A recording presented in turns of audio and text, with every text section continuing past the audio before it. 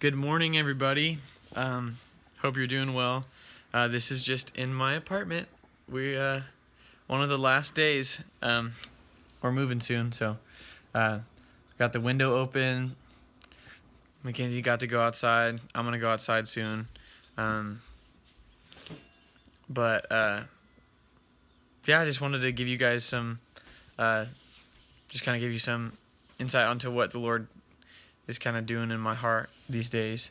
I just feel like one of the things is just that I sense that when I'm not really getting into the Word, my understanding and my desire for the Word is really lessened. Like, it's kind of like at the beginning part of it all, it's just like one simple choice. Am I gonna get into the Word or not? and when I do, and I read, and I'm not just reading like one aspect of the Word and just hoping that it does something magical. But when I'm reading multifaceted parts of the Bible and getting reminded of God's perspective by the Spirit, it makes all of the Bible feel like a flower opens up in spring, and I love it. And so I was reading Romans 12 this morning, how Paul's urging all of the believers in Rome, in view of God's mercy, to love each other, to let love be the thing that guides you. Let grace be the thing that binds you. Love what is good, abhor what is evil. It's so good. But I feel like we've talked about that stuff a lot. And I also read Psalm 65, and I just want to read you guys just some of this. It's just so beautiful, such beautiful language, and I'll tell you a couple thoughts of the way the Lord met me in it. So it's Psalm 65. Honestly, guys, I'm just going to read the whole thing because it's short. So get ready. Praise is due to you, O God, in Zion, and to you shall vows be performed. O you who hear prayer, to you shall all flesh come. When iniquities prevail against me, you atone for our transgressions. Blessed is the one the one you choose to bring near, to dwell in your courts. We shall be satisfied with the goodness of your house, the holiness of your temple.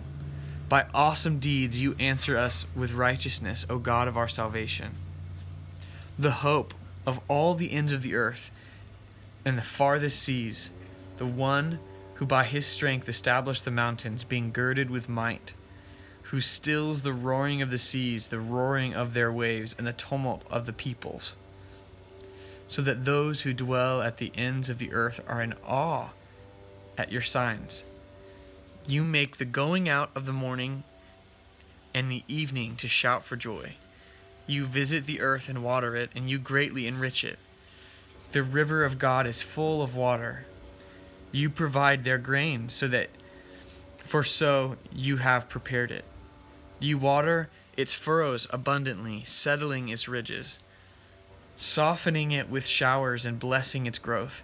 You crown the year with your bounty, and your wagon tracks overflow with abundance. The pastures of the wilderness overflow. The hills gird themselves with joy. The meadows clothe themselves with flocks, and the valleys deck themselves with grain. They shout and sing together for joy. I love it. The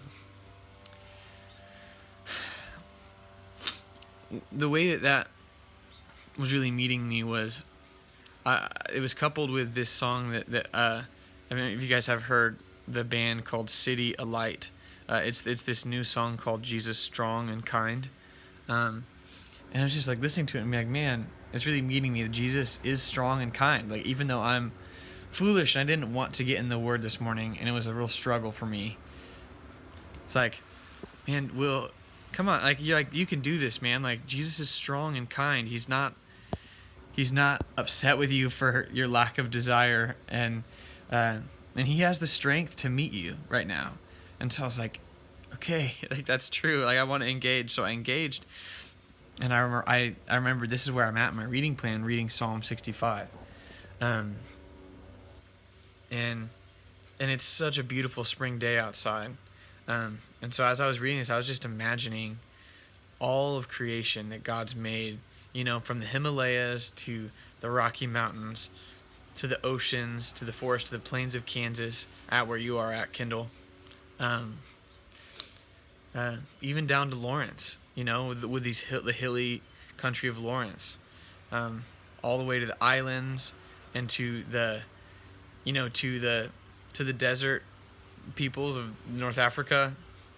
And just if you guys think about the way, what blew my mind, what really met me was like, if you guys think about the way that God meets all of the creatures of the world, what he provides for all of their needs, so abundantly, and his plan is so good, and you can tell that the creator of this world, that he's provided for everyone who wants to be provided for. That's the reality. He's so kind to do that.